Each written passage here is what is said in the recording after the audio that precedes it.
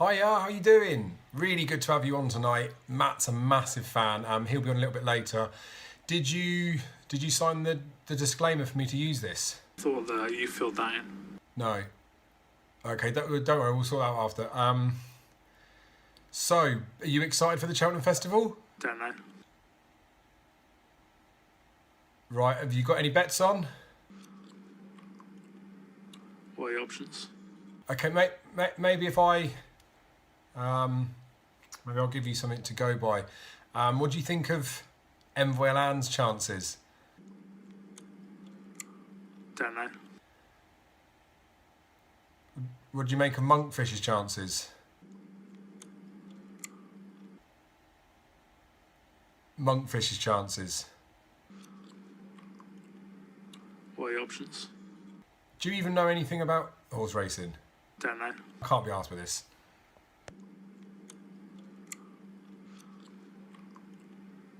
What are your options?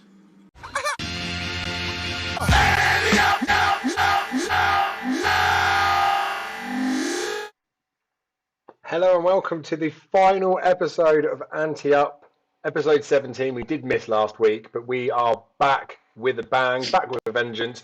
I have selections coming out of my ear hole this week.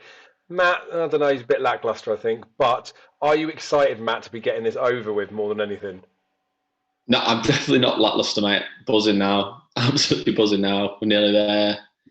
Best time of the year. Most of the bets are down. Enjoy it now. Just touch wood. Everyone gets there safe and well. We can enjoy it, mate. Yeah, buzzing.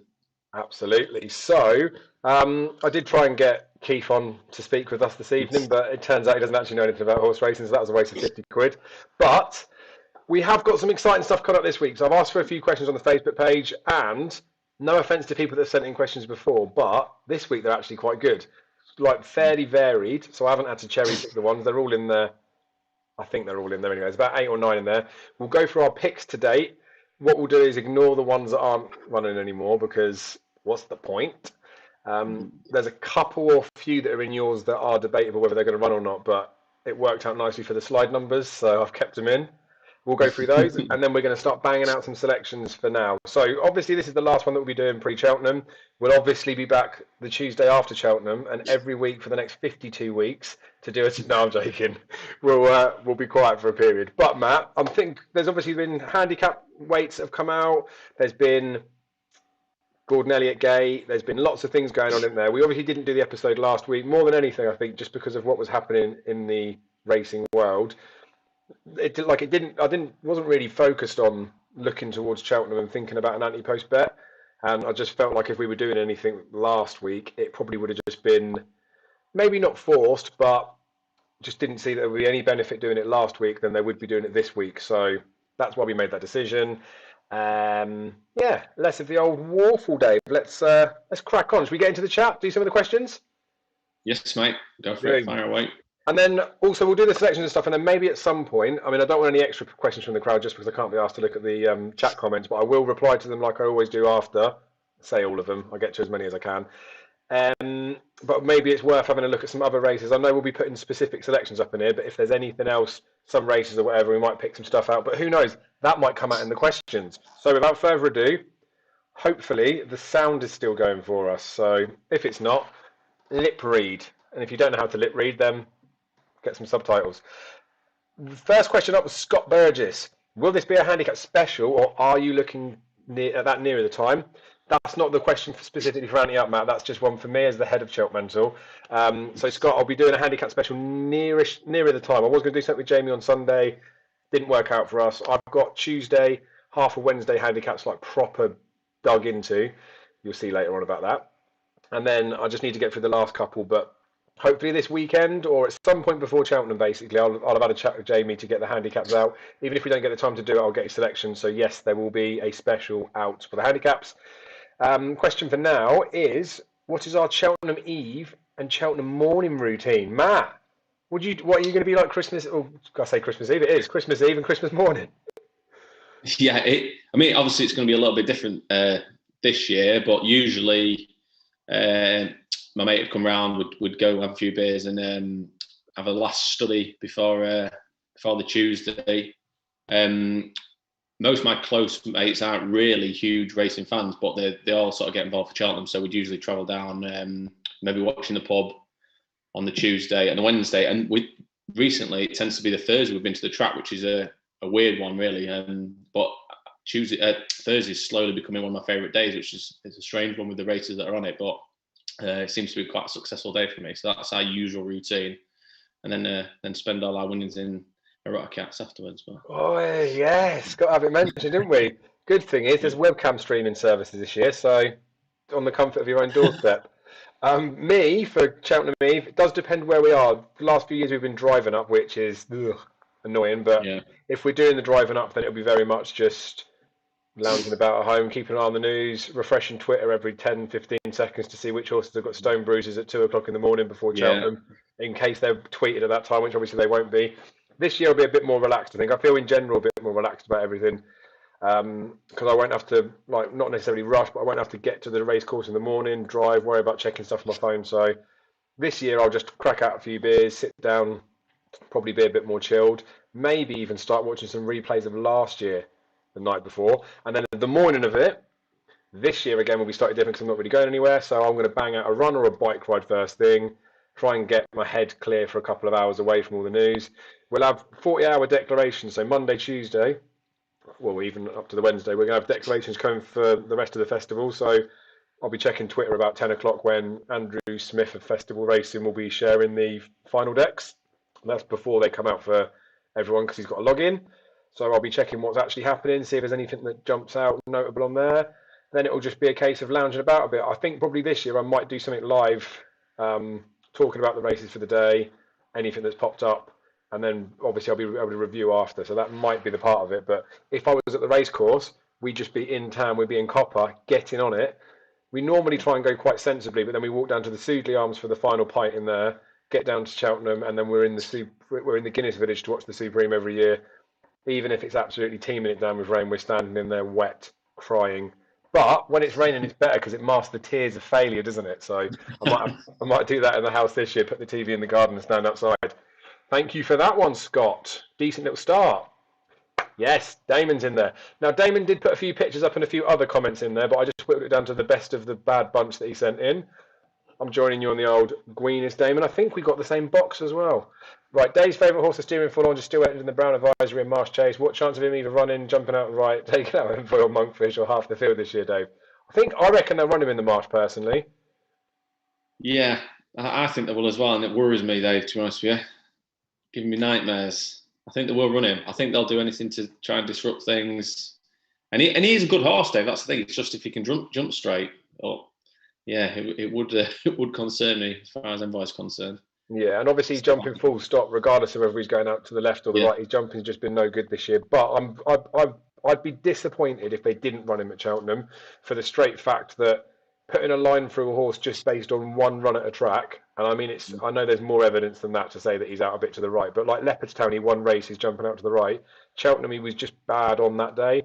And obviously this year, with there not been any crowds there, if anything like that was like a cause for him to be distracted and jump out to the side, then considering he is like not a novice hurdler or not really like that much of a novice-y horse, but he's only in his first season as a novice chaser, so let him run. But hopefully, we don't want it in any races, do we, where horses are running for like no reason to be there. But Asterion Forlorns is definitely good enough a horse to be running there for a reason.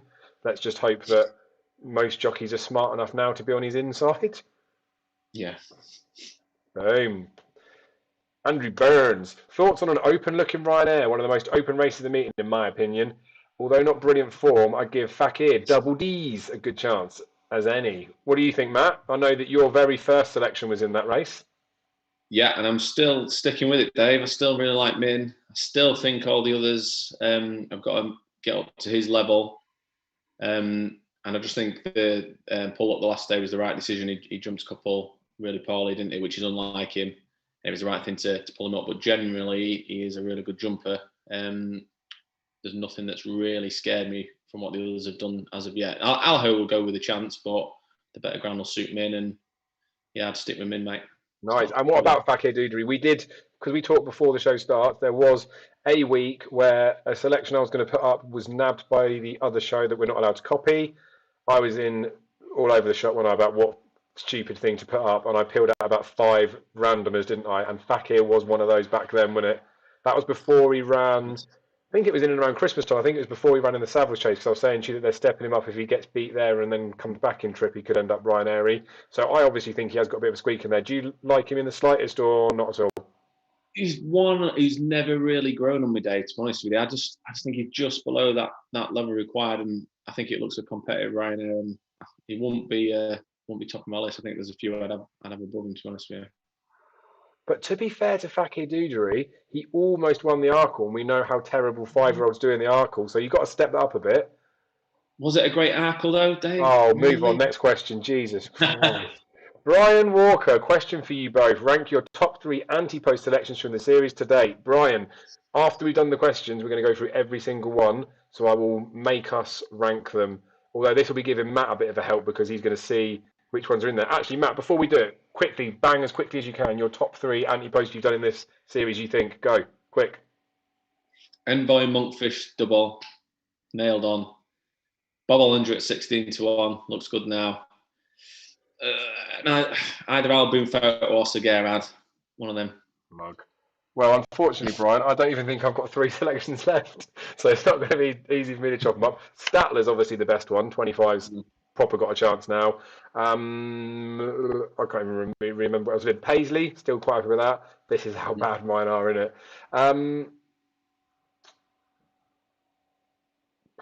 They're bad, aren't they? Like, it is so bad. Well, I have got my picks after. I'll go for them 2 for now. Statler and Paisley, I'm like fairly happy about. There is a couple of other ones that I put in there that I'm still not entirely ruling out, and price-wise they've dropped down a little bit. But I'll stick with 2 for now, mate, because I'm struggling. I think I put up 24 selections as well. Never mind. There's 4 more coming tonight, so stay tuned. Cormac Flanagan, if both you and Matt owned a horse running at the festival, which jockey would you have up on it? Matt, surprise me. Who would you have up on it? I still think it'd be Davy Russell for me, Dave, to be honest with you. He's out injured. He's out injured. I know he's injured, but if he wasn't injured, it'd be Davy Russell. Paul Townend is brilliant and getting better and better, but I just think Davy Russell just exudes that confidence. When Envoy looked like he might be in trouble last year for that split second, Davy just makes you feel calm inside, doesn't he? I just think there's not many of that old guard left who just exude that confidence, and you never actually think you should never think that we're actually out of a race. He just cruising back into it, and away you go. And I just think it was a big one like Envoy again. I want Davy on board. It'd be a big miss this year. I'm not Davy's biggest fan anyway. I think a few times. No, but again, like you say, though, as much as it like fills you with confidence in some instances where he's sat there and he's like fairly comfortable, sometimes he gets it wrong. Dealt at work, he gave a terrible ride in the RSA as far as I'm concerned. There's only one person it would be now. Before Ruby retired, it would have been Ruby. Even when Ruby and AP were going, it would have been Ruby. But AP's obviously a ledge. Barry Geraghty recently, I've been slagging him for years, and then the last couple of seasons I thought, oh, fair play to him, he's like showing his worth. But it's Paul Townend. The fact that he was second jock to Ruby Walsh, I think probably casts a shadow of how good a jockey he actually is. And he's just, like, I know he's sat on the firepower of it, but I think he's got that ability to know exactly how to like travel on a horse, know when to ask him, know when to mind him. I think I'd trust Paul Townend with my horse more than anyone, especially around Cheltenham. I love Harry Cobden as a jockey. Obviously spoke to him before. He's definitely got loads of ability. I like the fact that he does make mistakes as well, because you're never going to learn if you don't try stuff out. But it's just round Cheltenham at the moment. Paul Townend's got that experience. But I suspect Paul Nicholls has got a good few chances this year, so you'd think that Harry Cobden might end up getting a couple of decent ones. And where you talked about Davy Russell there, Harry Cobden, I mean, it was more Davy Russell ballsing up than Harry Cobden giving top of the game a great ride, but he did give him a really good ride, didn't he? And like you were saying, with the sitting there oozing confidence, Harry Cobden didn't even need to ask top of the game, did he? They just went past. So I think he's quite a good horseman. But should we move on? Yep, next one. See how I worked that one out? I let you go first so I could dig you, and then I've just moved on so you can't have to go at me. Stuart Ball, question for you both. Semicolon. Or is that full colon? Sorry, Stuart, I've ruined it already. Any horse you would put up for a race at the 2022 festival as of now? There was a few replies on here. Who would you bang up for it, mate? I haven't even looked at the prices myself. The only time I would have a bet this early next year is if I think it's a special horse. So it'd be Envoy in the Gold Cup. I don't know what price is, but Envoy in the Gold Cup. Yeah, I mean, you could argue the same for Monkfish, but I just love Envoy, mate, and I just think he'll go on to huge things, and it'd probably be the one for me. Other than that, I suppose you maybe look for a bit of value in forgotten horse like Fernie Hollow. If he was there, would have probably been favourite for the Supreme, and maybe look at a price for him for the Arkle. Same with maybe Dusart for the Arkle. But to be honest with you, I haven't been through. I'd look at what prices they are. Yeah, that'll be my radar as well. The Dusart Fernie Hollowy ones for the Arkle. I'd probably give preference to Dusart because I don't like the fact that Fernie Hollow has won a bumper and now has had his injury. I know Dusart's just had the one run and had a niggle, but there's vibes and feelings that maybe Dusart could be back this spring, but who knows? But I'd look at that. I don't know what prices they are. One that I do genuinely think, and again I don't even know what the price is, but I'd want to smash Shishkin for the Champion Chase next year because he's going to win the Arkle. Chacon Pulse One might win it this year, but he's going to be that year older, and we know how hard it is with older horses. And I think Shishkin for the Arkle next year would be decent. Another one that would tempt me, and if I like Brave Man's Game, and I do think that RSA is going to be the key to him when he goes over fences, obviously. So I'd be semi-tempted to look at him for a 2022 bet. The problem is, if he goes and gets beat at Cheltenham, what's going to happen to his price? He might shorten up. So I'd need to see how big he is, but Brave Man's Game for the RSA next year, I reckon he's got a proper chance in that. And Shishkin for the Arkle. And obviously Monkfish for the Gold Cup, but Monkfish is only about 7-1 now anyway, isn't he? So I'd rather just let him go for now. Next question. Fair play, mate. Carl Mount. What do we think the biggest price winner will be? I'm sticking with 33-1. Well, unfortunately, Carl, you're probably wrong because I've chucked up some ones that are, 33s and there's one at 40s. It does look like a year this year where there's going to be lots of, we've got a strong hand for the Favs, and I know there was loads of Favs last year and 18 runners under 3-1 and 16 got beaten, all that. But last year, they didn't look to me as solid as I feel some of them are this year. So I think there's going to be a few shorties that will go in. There's just certain races, which I'll come on to with one of my selections later on, that do quite well for a bigger price. So, I don't know, they do betting on this sort of stuff, didn't they? There'll be at least a 25-1 winner in there. Probably there could be something bigger. What do you reckon? I agree with you that there's probably a few shorties going in. I did see that question, Dave, so I had a quick look the last couple of years. Last year it came to the pass at 66s and Liz Nagarovska at 50-1, and the year before there was Croco Bay at 66-1 and Manila Indo at 50-1. So there's always something that's bigger. So I think it would be bigger than 33-1, even though seems like there's a lot of good things, good favourites. But there'll probably be something that come out the woodwork for at least one of the races bigger than that, I'd say. And I don't know if that's questions like in regards to maybe having a bet on it, but as the week goes on, like the Friday, things do get harder as the week goes on. So if you manage to get the big price winner in early, obviously your bet's up, but you've got literally until the very last race. Is it Martin Pike Race this year or Mare's Chase? I think it'll be in the Mare's Chase, is it? Anywho, next. Oh, this might be the last one. Yes, Tony Hayes. Festival Yankee, 1 horse a day, nothing evens or odds on. Right, between us two, let's bang it in. You think first, Dave, shortlist me. Honeysuckle's got to be on the short list. Definitely on the short list. Nothing evens or but right. I mean, I still think the Appreciate is going to bomb up, but if you've got any doubts, I'm happy to stick Honeysuckle in for day one. I'd like Honeysuckle for day one, I think. Tony, add that to your bet slip. Honeysuckle for day one. Day two? It's got to be. There's only one you can say in there. Oh, no, you could say a couple. Say the right thing. What, Bob Ollinger? Look at the doubt in your mind. No, I'm just thinking if there's anything else. No, Bob. I'm going with Bob. Bob Ollinger for the second day, Tony. Thursday, nothing even or odds on. Let's see if we can get Envoy pushed out to 5-4. Something solid. I mean, like I say, I do like Min, but obviously that's an open race. Stayers Hurdle is an open race. I'd be relatively happy with Min. I love Paisley, But I Yeah. feel, but I like the Paisley Time Hill saga. I feel is almost more of a concern than the Allaho Min saga is. The only slight worry with Min is obviously the pull up last time, and if he has like suffered a bit with it. But Min or Paisley, one of them, innit? I'd be happy with Min, mate.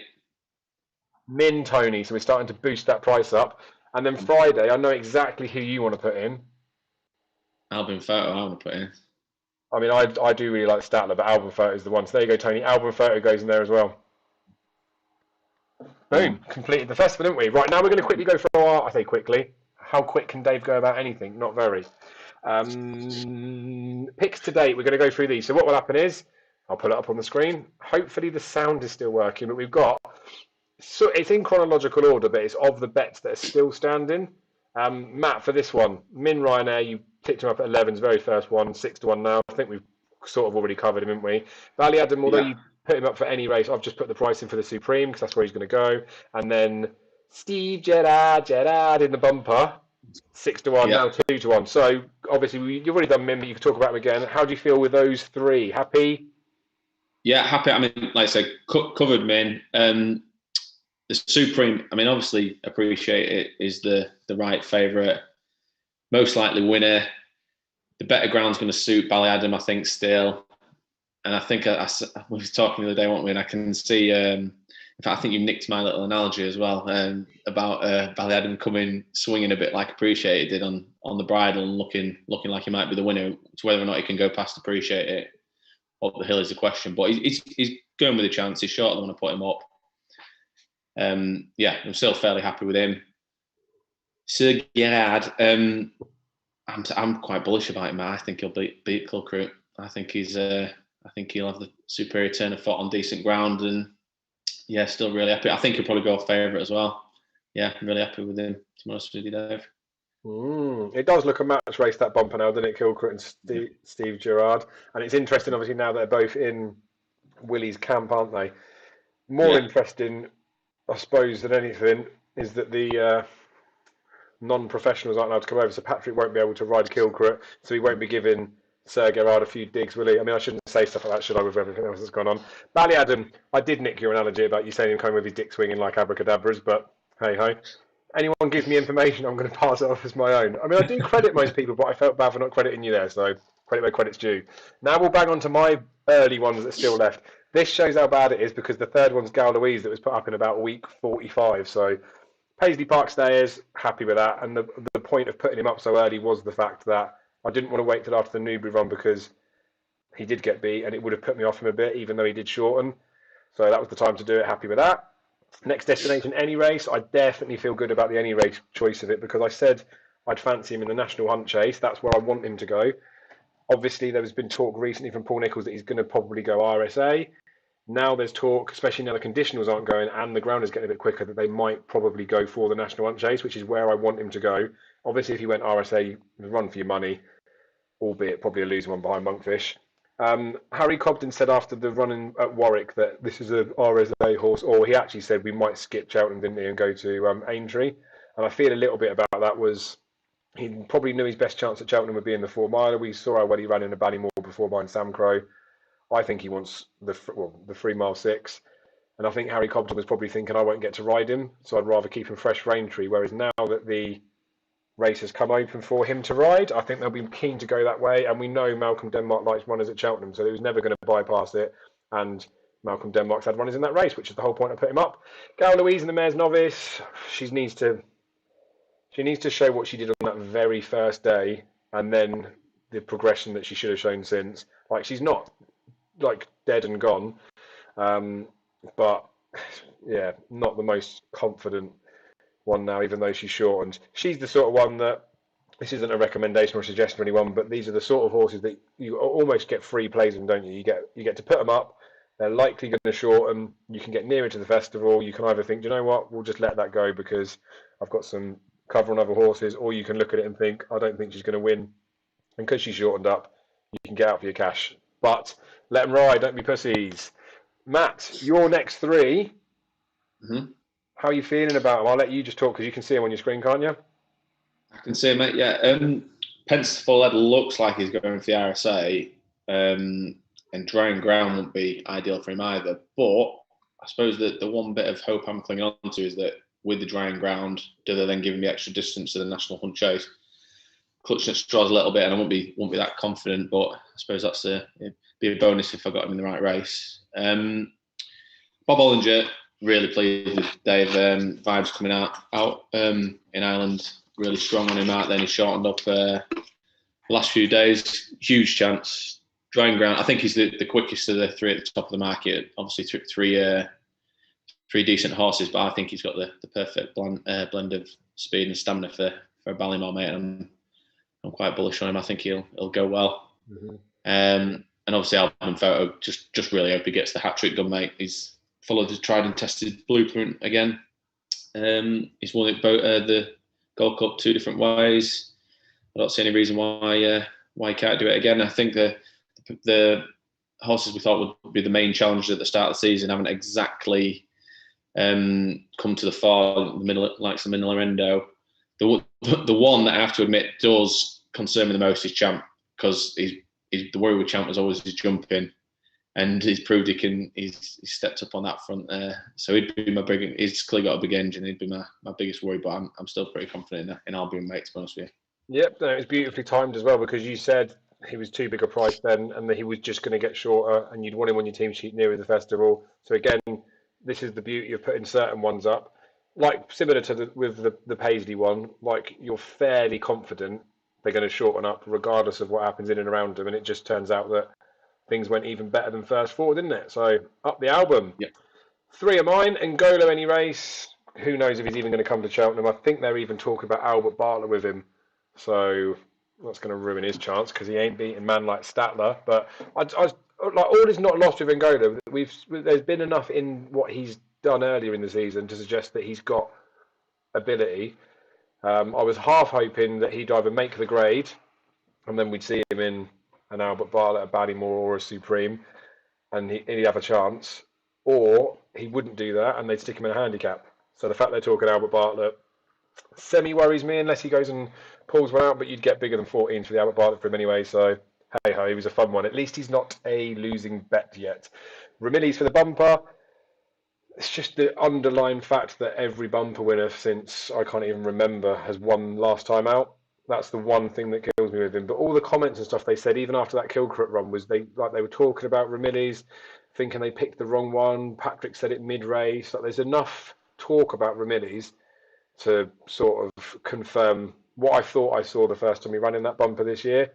So like, all isn't lost with him. Obviously, I've missed a bit of value on the price because we could have got bigger, but like, I wouldn't completely and utterly rule him out, although I would expect that it is a match between the top two in the betting. But we've seen Willie do it year after year, haven't we? He wins the bumper, but he might win the bumper with a bigger priced horse. And then Stattler in the Albert Bartlett, I'm very, very keen on him still. I thought that Dublin Racing Festival run was solid, where he went out and did all the donkey work.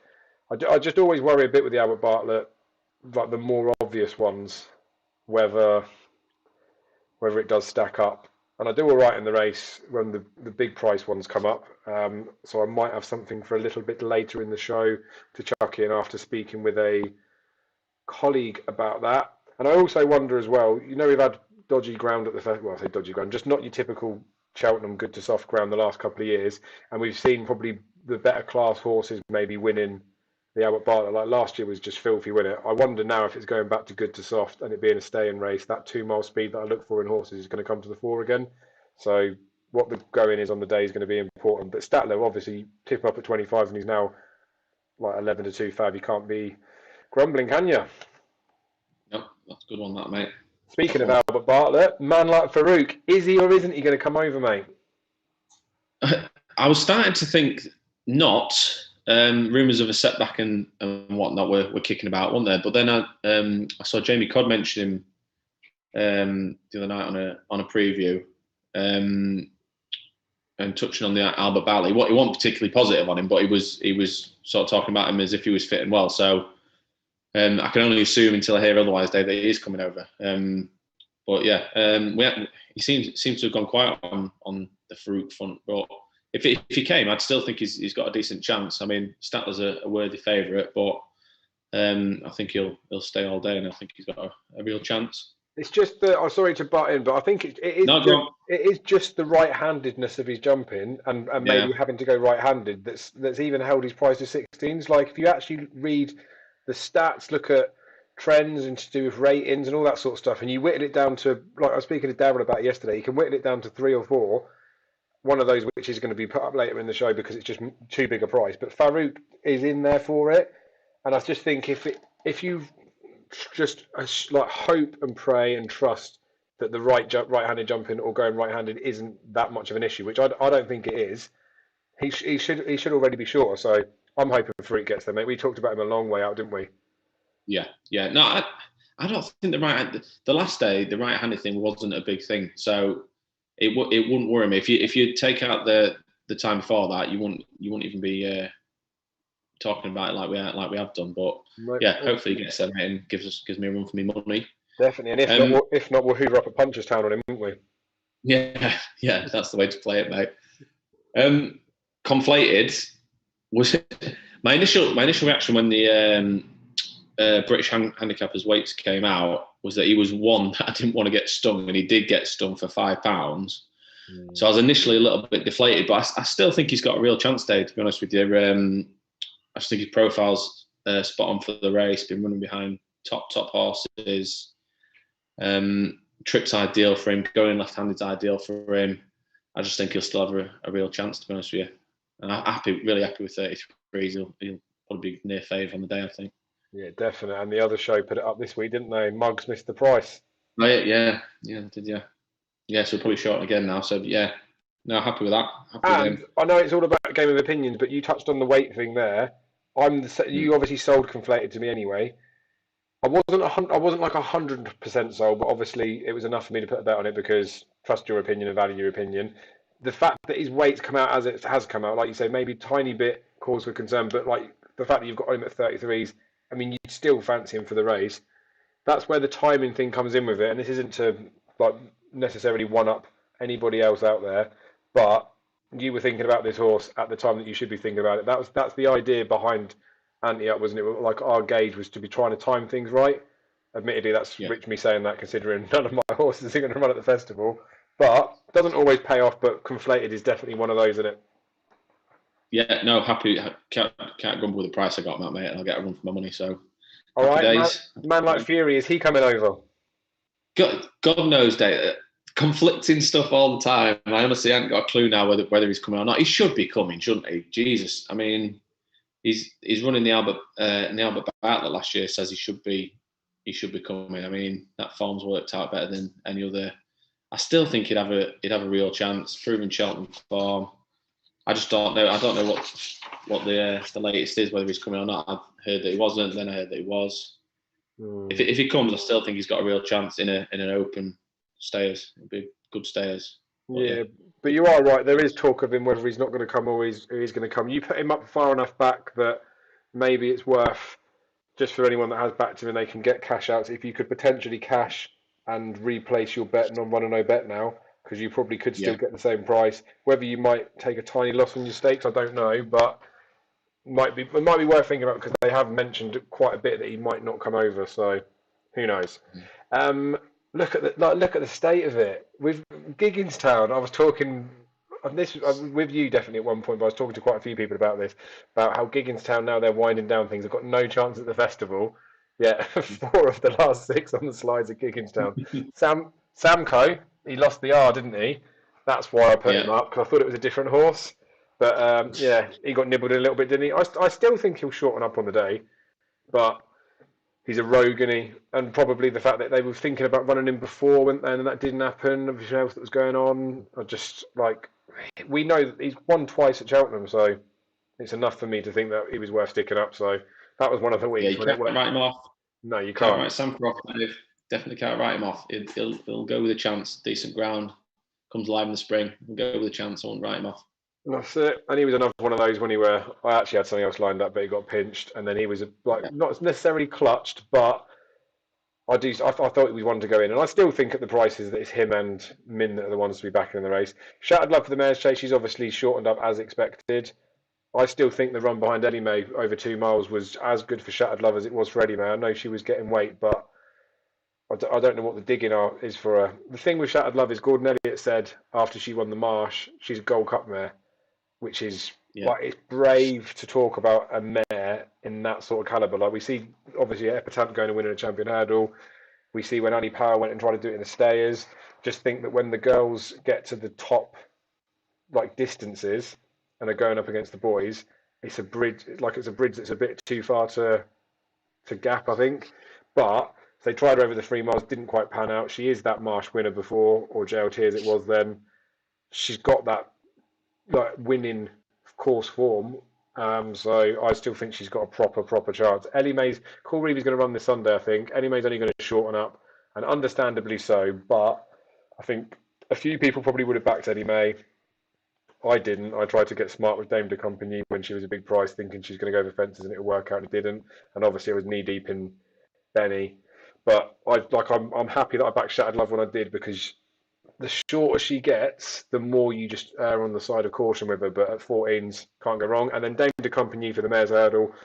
I still don't think she's going to be good enough to win it.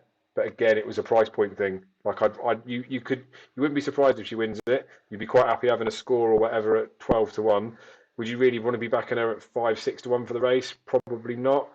But they both go their proper chances, and I think I even said it the week that I put the two of them up, like a muggy each way double on the two of them. You can see the value change in what they're priced up now.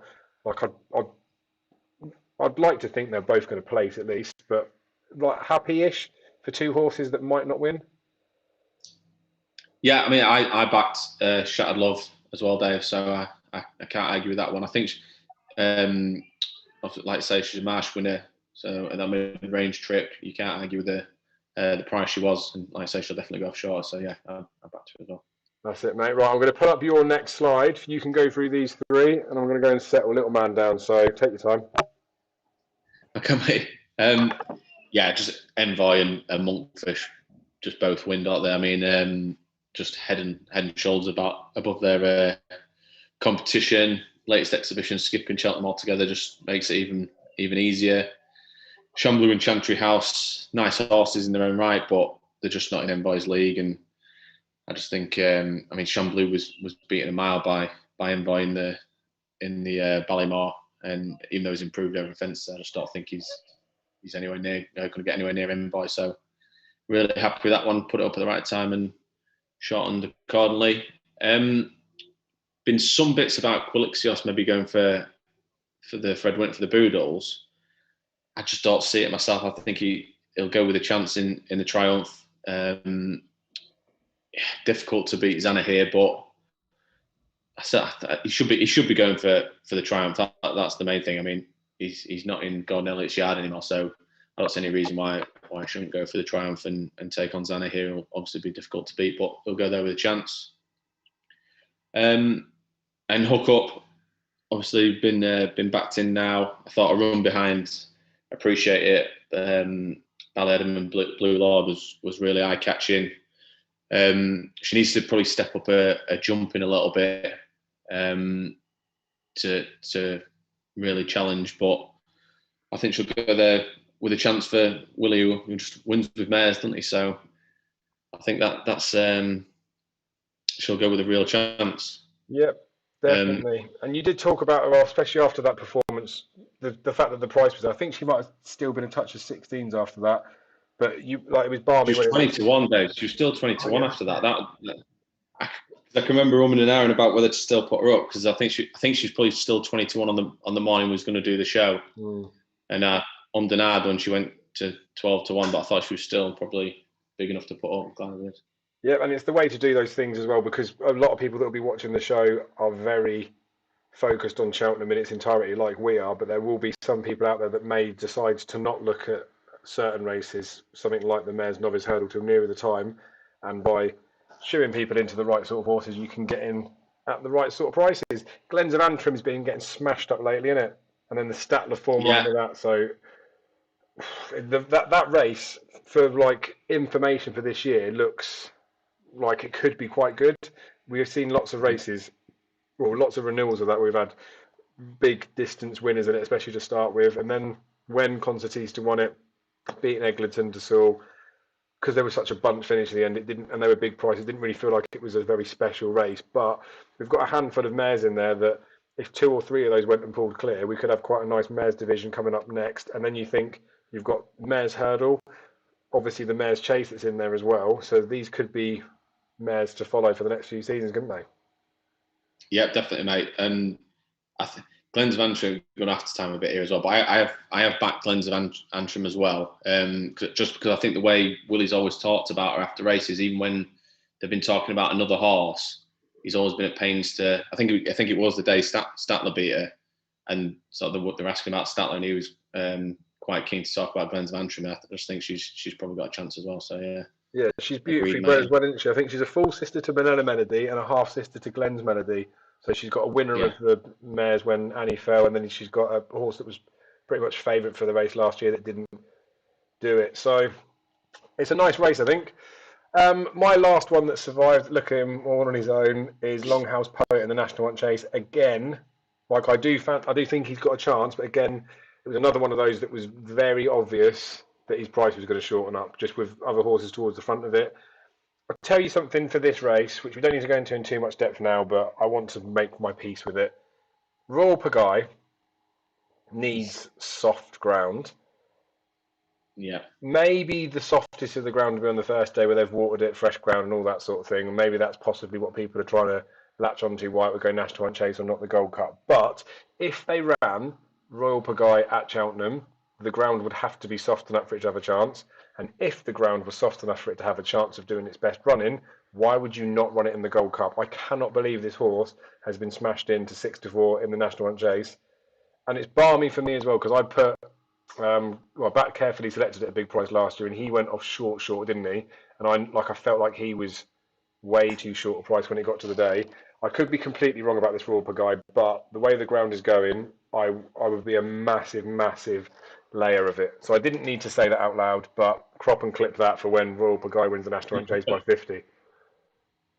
Yeah, no, I mean, I sort of agree. I mean, I do like Royal Pagaille, but it is a race that tends to throw one up in it. Not necessarily the classiest horse wins a race, so it's not even that classy, mate. No, it's a nice enough horse. It's just picked up a couple of pots in it.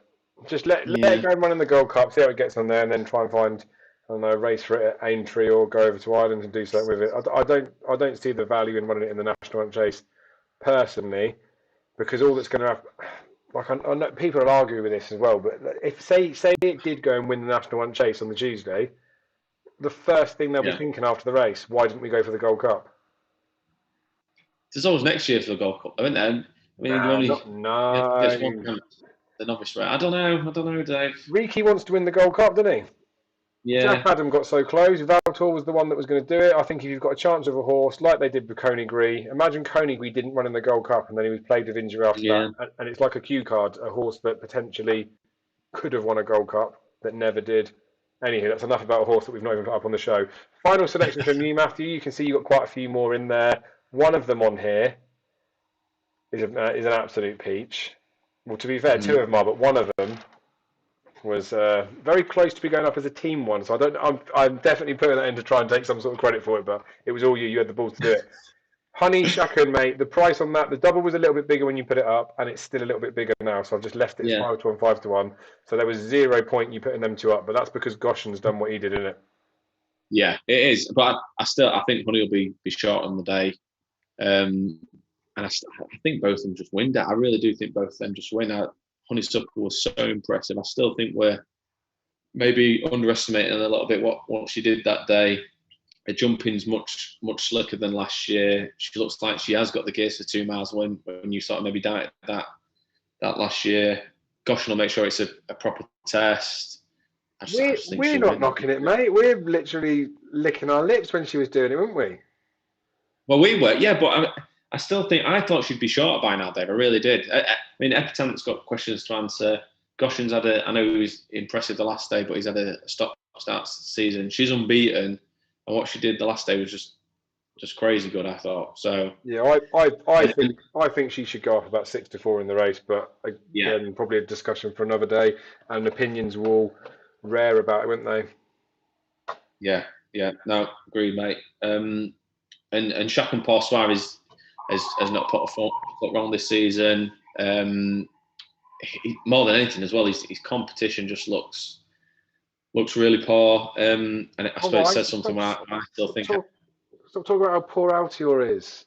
No, I'm not. No, mate, because I don't want to talk about how poor Altior is, because I love Altior. I really do love Altior. And I still think he's the horse that would concern me the most, Dave, to be honest with you. If he had some sort of renaissance, if he came back to what he was. But that just says how weak the opposition is to me. So agreed. I'm confident with that one, Dave, still. Yeah, but you should be confident with the next couple as well, shouldn't you? Embittered's being put up left, right and centre.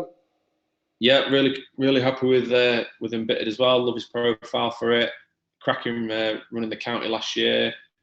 Goes off the same mark in this. And I just think he's got a massive chance. Great profile for the race. Really happy with him. And happy-go-lucky. Now, when we started talking about this one, to be fair to you, Dave, I think you put him on your horses to follow for the season, didn't you? And like you said, we were very close to both putting this up that week. So you have got to take some credit for that. But yeah, really happy with him. Cracking running the mountain pike last year. Step up in trips really suits him. He's unexposed at 3 miles. 147 shouldn't be a problem. Just think there's loads more to come from him, mate. Go there with a real chance. Very good. And it's all about timing. Embittered and Happy-Go-Lucky definitely got the timing right there, even when we go back to what you did with Conflated as well. Worth mentioning as well, isn't it, with Conflated, it was due to run. I say it, shouldn't say that. Conflated was due to run, but it's, what's it called? Colic. Yeah, so it had about a colic, didn't it? Which at the time when we read that it wasn't going to run because of that, or I told you it was non-runner because of that, didn't I? It was withdrawn on the day. It makes you like a bit worried, doesn't it? But it would have been fine after, but it's just worth mentioning. I have seen someone tweeting that he was fine after and going well, so fingers crossed he's all right. But they would say that. Anywho, we're back to the home screen. Welcome to episode 17 of Ante Up. No, I'm not going to start again after 47 minutes of your patience, if anyone still is watching. So I did something with Josh the other day, Racing Josh. That was good fun chatting to him about horses, find out a little bit more about him. And I left a little teaser at the end about one that I've got for the Martin Pipe at 50s. It is no longer 50s. It wasn't 50s that day when we recorded it either. I was just a couple of days off. But anywho, didn't want to put part 2 out and tell everybody else because up in the Ante boys, you deserve it first, don't you? Matt mentioned my horses to follow list. A few of them off of there, to be fair, are actually very prominent in Cheltenham festival markets. So if you had them in your trackers, you might already have some of these on your radar. Honestly, Matt, I've gone to town this week. Basically, I've been looking at a couple of handicaps, the ones towards the end of the week that I want to get stuck into because I've looked at the ULTIMA and it's fairly obvious, I think, now, like the way the market's set up. The horses are probably where they are, and if you were going to back them, you probably should have already been on. So I've left that now. I'll have a Colossus Place Paul or a win bet up on there as well, but there wouldn't be anything I'm sticking money towards that now. The Boodles, however, I started looking at that, and it's going to be a big difference in the weights when Quelixodos and Zanahiyr both don't run. I know now it's gone to Henry de Bromhead. Your bum elves twitching again because they were talking about Quelixodos going for the Boodles. Everyone was talking about it. Big man Gordon said, no, definitely going for the Triumphs. Moves to Henry de Bromhead. Henry's like, well, we haven't made our decision just yet. He's got to run Triumph, but that's going to make a difference to the weights. The one that I like in the Boodles is probably the one to put up as my first selection, but I can't remember with the order that I've listed them whether it is actually the first one up or not. So whatever button I click next is going to have to be the first selection. But the Boodles one I fancy quite a bit. Talking a tiny bit with Darryl about some of the races because we're going to do a preview of every race coming up. We did talk about the Boodles, and the one that I had on the shortlist, he said after, yeah, I quite liked him. So when I dug into it a little bit more, helped with a bit of confidence. And there's another one later on as well in the Albert Bartlett, one that I fancied before we ran at Leopardstown. Disappointed me a bit at Leopardstown, and then he made a couple of comments to me about why I should be giving that run, and hey ho, another one that's gone in there. So I actually have 4 selections this week, Matt. I've got as many selections this week, non-run and no bet, as I've got horses that are left from my Antepost punts from the beginning. So what have you got? 1, 2, 4, 5? Well, I'm just going to go with one, Dave. Considered another. I'm going to go with one. Right, let's just get your one out of the way, and then it's all about me, innit? All about you, mate. Like it always is. like it always is. I've prepared two for you, so I hope I click the right one. Yeah, so like the first one I told you, that one. That's him. That's him. Good lad. Yeah. So, but I know it's obviously it's your horse, but the one thing you do need to convey is actually no, I can't. I'll say it at the very end. Sorry, I'm very rude. Sorry, go. Sorry. No, all right, mate. No worries. I mean, I suppose the one thing I should convey is there's no guarantee he's going to go for the county, but obviously he's not going to know better at this time. But I just fancy him for the county. I think that's where he should go. I mean, William Mullins got an excellent record in the race, training 5 of the last 11 winners, including 3 of the last 6, which just can't be ignored to me. With regards to Ganapathy, being a 5-year-old bodes really well on recent trends, favouring younger horses, with 9 of the last 12 being 5 or 6 years old, and 16 of the last 18 winners being either novices or second season hurdlers. So, you know, he really fits those trends. Ganapathy himself began the season with a cosy victory in a maiden hurdle. And at that time, Willie's win going so well. Willie and likes of GERHARD was beat around that time, first time out. So I think that was promising that he managed to get a win on the board first time out. He was then second to Dreal Deal in the Grade 2 Moscow Flyer at Punchestown in January. Well, he looked the winner coming to the last, didn't he? Really slowed into it and checked his momentum and just allowed the winners to go by him. But I think he was valued to get a bit closer than that. And then we saw him over 2 mile 6 in the Dublin Racing Festival, where he ran really well for a long way before fading slightly into 5th behind the likes of GERHARD, Manil and Stattler, who are obviously at the top of the markets for the Ballymore and the Albert Bartlett right up the top there. So he was given an Irish mark of 137. British handicap is given £3 to make it 140. I think that's fair enough. Like I say, he could go in the Martin Pipe, but I just think drop back to 2 mile 1 on the new course. I just think that'd suit him better, Dave. And I think 9 to 1's fair enough, to be honest with you. Beauty, yeah, that was the bit that I was going to say, and I knew you'd mention anyway.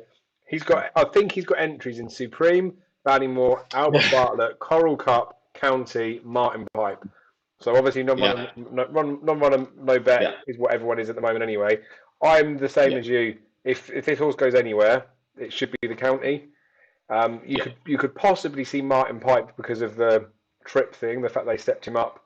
But fair play, mate. I quite like the horse, and it's interesting as well, isn't it? Like the Saint-Noir one last year was infuriating because I think quite a few people were told that they've got this very smart horse in their yard for the Supreme, and when he flopped on debut, I think everyone just seemed to forget about him, didn't they? And then after he won the county, you look back and think, right, almost fairly obvious, and then it's not exactly the same with Ganapathy. Like, people haven't been as raving about him, but before he did have his first run, a lot of people would talk about this horse being quite good, and then obviously they've run him over varying trips.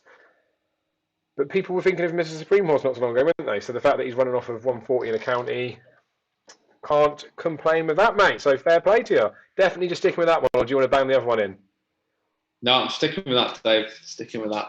Pussy. Okay, I don't remember the order that my 4 are going in, but I'm going to just try and wheel through them now. Hopefully the first one is the one that I've got some notes on. Normally I like to just improv this stuff, but because I've been doing a little bit of work for the handicap things, writing a few bits down, I thought I'd waffle some weeble. So let's see who the first selection is. There's 4 coming up, and they're all pretty big prices, to be honest.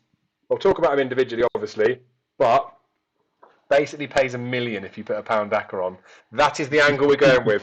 What other show tips you up $1 million to 1? No chance. So, boom. Sage advice in the Boodles. When I looked at the Fred Winter Boodles, I like to not dig at horses, but I like to find reasons why the ones more to the forefront of a market will get beat if I haven't already backed them. I know that sounds like very stupid, and I'm just like trying to be an idiot about it, but something like the Fred Winter, I don't like backing like far enough out. I don't really buy into the whole plot things with horses for the Fred Winter, because when you've got a juvenile and they've like most of them only run 2 or 3 times before they come to Cheltenham anyway, Like, you're not going to be not trying with a 4-year-old first time it ever runs on a race course because you want to see how good they are. Now, it may be that they didn't perform 100% to begin with, or you found out different ways of training them, or whether it's headgear or anything like that. But I don't think anyone's specifically trying to plot a horse that far out. So I just don't like getting involved with the Boodles till, especially weights are out, finding bits and pieces in there. But there's lots of stats and trends that go out there. I look at these at the forefront, but then every horse I will go through in its own right, and I will write a piece of it, what my opinion is, and then I can go back and reflect on it. Sage Advice came out quite favourably in my write-up anyway, but I'll talk through some of the statty bits anyway. So for the Boodles, for your future reference, you're looking for a horse who is run this calendar year, ideally after January, and the dream is that they've run in the last 4 weeks. They should have won no more than once and previously not raced in a handicap. Rated between 124 to 134, hopefully sport headgear, not trained by Willie Mullins, French bred, not raced at Cheltenham before, and don't be shy of horses at big prices. I think, I can't remember what the actual number is, but more than half of one at 25 to 1 or bigger, and also majority of winners have come from the bottom half of the handicap. Fillies also actually run quite well in these sorts of races, so don't worry about them, even though there's only a smaller sample with it. But those stats all play nicely into Sage Advice's strengths anyway, but the horse itself, obviously when you get to these types of races, there's going to be horses that run against each other, so you've got bits of form lines that you can work on quite nicely. The biggest obvious one you can use for Sage Advice is Cabot Cliffs, because that's a recent winner. Cabot Cliffs is 137 rated. I think my guy is 127. And when they ran against each other, there was only a couple of lengths between them off of levels, and my guy was Fav, and possibly Cabot Cliffs was more suited to Warwick than my guy was. So £10 swing for a 2-length run there. Cabot Cliffs is half the price of Sage Advice, so that's already wrong to begin with. His hurdle debut, he beat Tinahalla. I think that's Ollie Murphy's horse. Beat that by 6 lengths. That was off level weight. That horse is now 126 rated. My guy's 127, so he's 6 lengths better than that, and he's only got to give him £1. I know Tinahalla might have progressed, but nah, not interested in that. I just think he's quite nice. He's run on he's won on soft ground, but I think the good to soft stuff will suit him as well. Dr. Richard Newland is an absolute shrewdie. We know he's very good at getting handicap horses working well. I think they paid a reasonable amount of money for this horse. He did a really fast time at Kempton when I spoke to Darren about it, so that's obviously positive. The one slight niggling doubt about him is whether Cheltenham will be his real type of track. But he's way too big a price. This horse could be 10, 12 to 1 poke, and you'd still give him a bit of a chance. There is a bit more that I've written about him, but he ticks lots of boxes on the trends. Like I said, the form with the horses that he's run up against already looks like it's fairly good. He's just the wrong price. Sage Advice, I've had I shouldn't really be saying something like this to wade stuff in, but normally £25 would be a stake that I'll have on a horse, which is what I've had on him. I'm tempted to go in again on him, but I would not say that I'm going to go mad or I'm over keen or anything. But I just think his price is too big, and I think a few people will start looking at him, and he's only going to shorten. He is only 20 to 1 with Bet365. They are non-runner money back and their best odds guaranteed, so you're fully safe on those fronts. But I can't see him going off bigger than 10s, 12s. So Sage Advice and the Boodles, I fancy him quite a bit. No, fair enough, mate. I mean, I'm going to have to watch his races after this. Now you've spoken about him, dig into it. The Boodles is probably the race I find, one of the races I find the most difficult of the handicaps, and I haven't got a strong feeling in it yet, so I'll go have a look at him afterwards, Dave. Thank you very much. But lots of them as well do well because I've only had 3 runs. The other one that was near the top of the list was Bustleton, because he had those runs behind Quilixolos and Zana here, and I think he's like a fairly obvious-ish one. He's only 8s or 10s, I think. And I think when I look at the profiles and the ability of what I think the ability is of Sage Advice and Bustleton, and off the mark that they're running at, it's just just too big a golf in price. Like Bustleton should be short, but Sage Advice is too big a price. Anywho, enough talking about that one. I'll try and gung-ho through these ones in here. Next up, this is the one that was the teaser in there when I did my chat with Josh. I've actually clicked on the wrong one next, but who cares? There's no particular order. Fluel was on my horses to follow list from the beginning of the season. In there, I stated that the mark probably looks like it could be beyond him, but let Gordo run him over hurdles for another season, get his mark down, maybe win a pot at Christmas or something, and then we'll see what they do for the rest of the season. They sent him over fences, didn't they, Matt? Clueless. Sent him over fences, run him over stupid trips.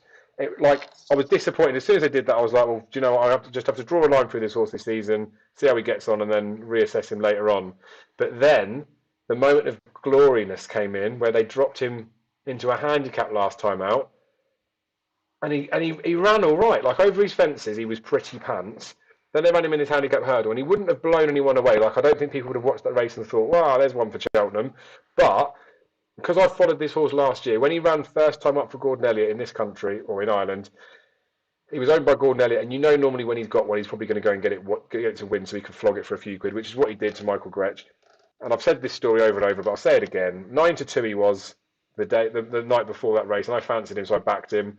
Went to a pub to watch the race, went on to my Bet365. Cash out was lower, but only by like 90% or 10% lower. Looked on the market to see what the price was. He was 14-1. He'd gone from 9s to 14s like within that morning. Within like 10 minutes of the off it was-ish. Went on to the exchanges. He was 20s on the exchanges. So I cashed out my bet, put it back on at 14. So I thought that if he's going to win, they're going to back him in. So I'd rather take the extra price because they're going to get it best odds guaranteed. Put in a bet on the exchanges, didn't get matched. Lo and behold, he got backed into 4-1, and it was a very aggressive Davy Russell ride, but they wanted him to win that day. I haven't got my racing post working at the moment in front of me, so I can't exactly definitely name the horses, but there was some horses in behind him that day. I want to say either Cade Boyle, it was a JP horse that was in behind him, but he beat some pretty nice horses that day. Like his first time up in hurdles over there. So I think this horse has definitely got ability. I think this horse is probably a 140s horse.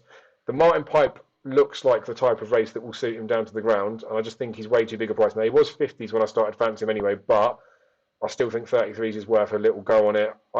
There's probably more obvious plotty ones that are in there, but I just think this horse has definitely got enough ability to be running there or thereabouts. So, Fleur in the Martin Pipe. And I'd be very surprised if anybody else had him on their radar. So, I'm the king if I get it right. I do like him, mate. In fact, my problem with this race and why I probably end up... I mean, my other selection would have been in this race. The reason I didn't put my other selection up was because there was too many that I liked in the race and I couldn't choose between them. But, yeah, no, he's one that would be on my radar as well, mate. I like him.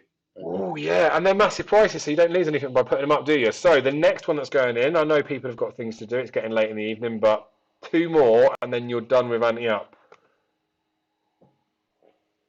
I feel like I need some crowd noise here. Boo, hiss, throw some paper cups at me. Right, admittedly, I put up Next Destination, haven't I, for the National Hunt Chase, or I put him up any race, hoping he goes there, and he might go there. Admittedly, I put up Longhouse Poet last week for the National Hunt Chase at 16s, but you guys know I like to scatter some stuff across. Nesta Park, I'm not even 100% if he's going to run at the Cheltenham Festival, but Ben Pauling made some comments about this horse stepping up in trip to go and do bits. And again, because the computer's not working at the moment to pull the racing post stuff up, I can't pull out the names of the horses that he's running against. But he's shown enough ability when they did step him up. I think it was 3 miles they ran him up against. He got beaten by, or he ran behind a horse that's run quite well. Maybe it was Lieutenant Rocco, someone like that. He is definitely a nice horse, this Nesta Park. Now, I know they're completely different things, and it's only because they're the same yard, but Le Brawl was a nice horse beforehand, or he's expected to be better than he probably was when he was like a novice hurdler, and I think Nesta Park was the same last season. They had issues with the Ben Pauling yard last year, like for definite. None of their horses were really running up to form, and this horse, I think the further that he goes, the better he's going to be. I don't particularly think his price is going to shorten up that much more before Cheltenham now, but obviously we're only a week away. There's no more episodes. If I don't say him now, I'll never say him again. But he's another one that a few weeks back, when I was wildly swinging horses to Matt in the last minute to try and put something up, I think he was 66s then or 50s, and I said to Matt then, I'm tempted to put him up as like a bit of a wild poke because like I think he might have a bit of a chance. So if he does run, I would definitely want to have him on my team sheet. So he needs to be mentioned for you guys out there too. Obviously, without having the conditional jockeys going in there, could be viewed one of 2 ways. Obviously, when Le Brawl won it, he got Jamie Codd on board. Jamie Codd's, because he was mounted, the price slashed and then he drifted back out.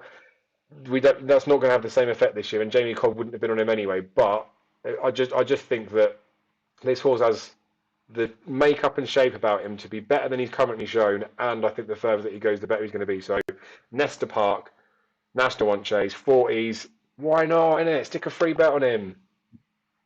Crack him up. Mate, my gut immediate feeling is, has he got the class to do it? But like we said before, the classiest horse doesn't always win this race. You could see him staying on. I think he was staying on. It was behind Lieutenant Rocco, I think, wasn't it, when he was staying on? So, yeah, fair play, Dave. 40-1.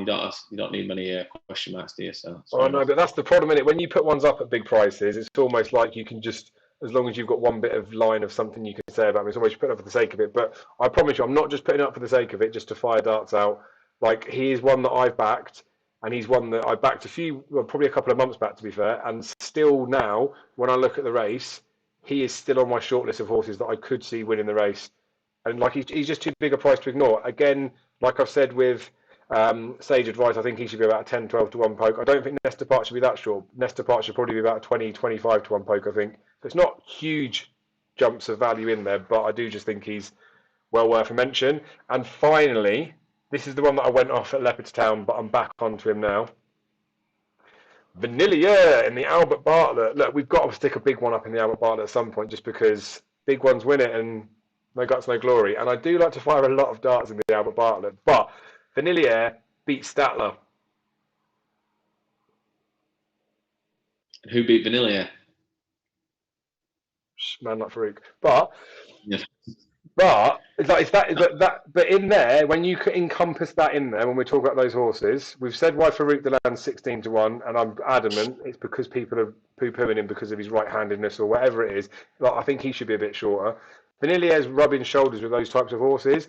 Now, I remember when Martello Tower won the Albert Bartlett, and it was Outlander that he was going up against, and Outlander was shortish price for Ballymore, didn't go and win it there. But Martello Tower's form looked much better than the price that he was priced up at, and I feel like Vanillier is very similar to that. Now, the Leopardstown run, I was disappointed. There's no way of getting away from that, because I think he was maybe 10 to 1 that day behind Stattler. I expected him to be there or thereabouts, to be honest. And obviously, going into this type of race, that's what you'd want to see.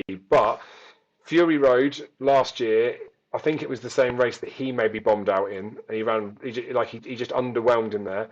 And these types of horses that will go into the potato race, they're going to have that in them. So whether it's horses like that last race where Stattler went fast, obviously Stattler showed more ability because he's spanked him that day, but I just don't think Vanillier was capable of going that fast. And I think they did go fairly quick, and it was on pretty crappy ground. So, like Daryl's mentioned a few things about there, well, we could potentially put a line through it. I just think people will start looking, won't they, for a biggie price horse winning an Albert Bartlett. There's a couple of bits of form within his where you can say he probably is too big a price. And I backed him before we ran at the Dublin Racing Festival for the Albert Bartlett.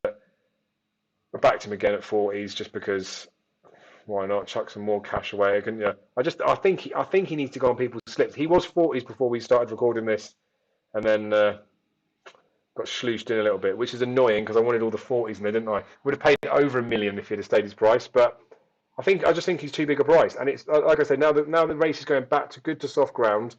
I think you might find that it might not be the most obvious horse that goes in there, but when you dig back through the form, even like when Kilbrick and Storm won it, when Manila Indo won it, Martello Tower, you know what I mean, Harry, all these horses that are winning at reasonable prices, when you actually go back and look through the form, there's pieces of form you can look in there and say, but they've run in and around the horses that were much shorter than them in the market. So Vanillier ticks the boxes for that. Probably got to have a chance, hasn't he? Yeah, to be fair, saying that, Dave, like you say, Melindo was beaten by Allaho, wasn't he, and then turn the form around. And if I remember right, that day when Farouk Delem beat him, was the racing not called off the day before?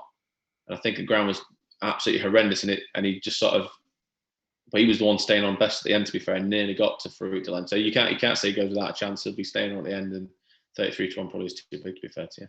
Yeah, so that's why I banged in 4 this week. You guys are all sick of listening to me talk about ponies anyway, but I'm going to do something with Darryl where we're going to go through every single race in isolation. We'll do very similar to what we did last year. Try and keep them short and sweet, so we'll be having a go at each other on there. Matt, is there anything else, whether it's like obviously not going to go on the ledger sheet or anything like that, of the festival, any horses, races that you've got on your radar to bet? Is there any races that you're getting most excited about? Any races you're crapping your pants about? Anything with these stable moves that's making your bum twitch? Anything else that people need to know before we end this? No, you know I'm getting twitchy about Envy.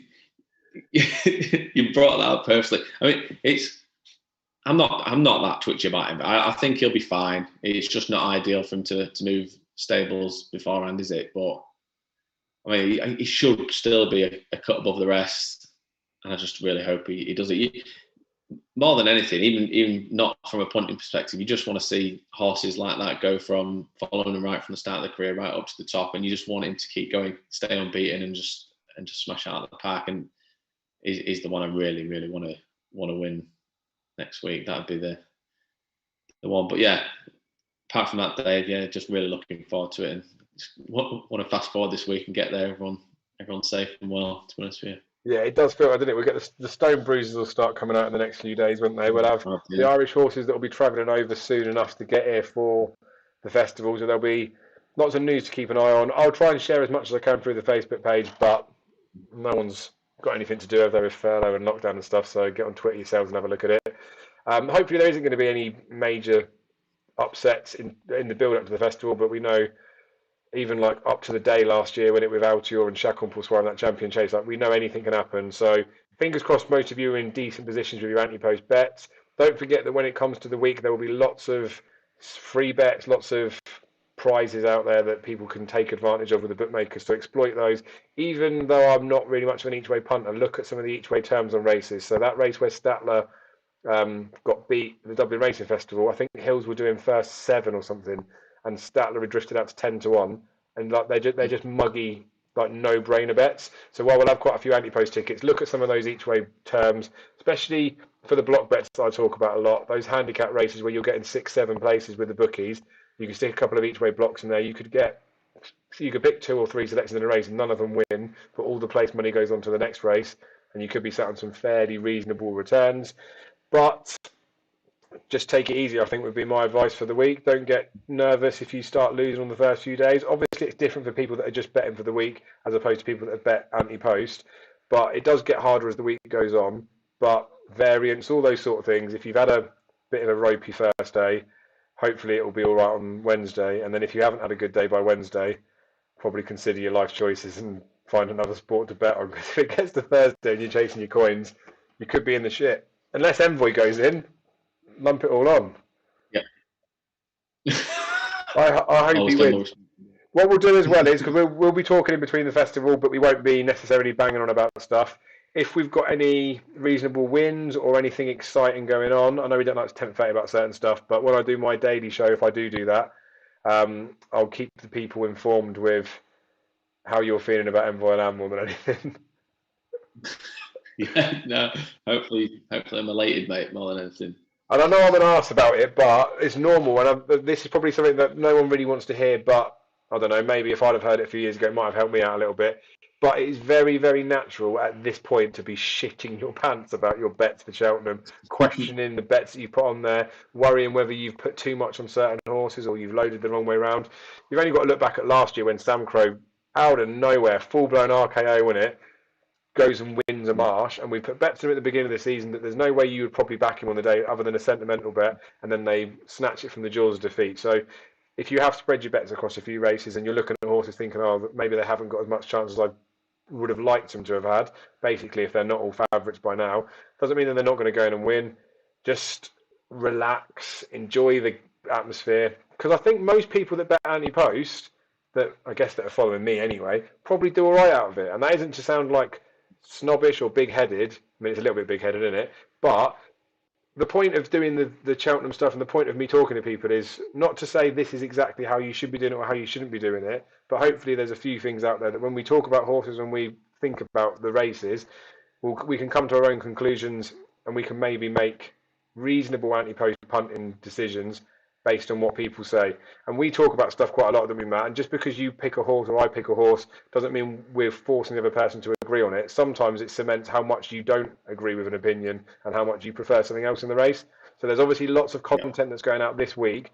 My advice with the previews and things like that are the ones that are only putting something out for this particular week, just take it with a pinch of salt, because they can't be asked to feed you their information during the rest of the season. How much do they really know when it comes to talking about it this close to it?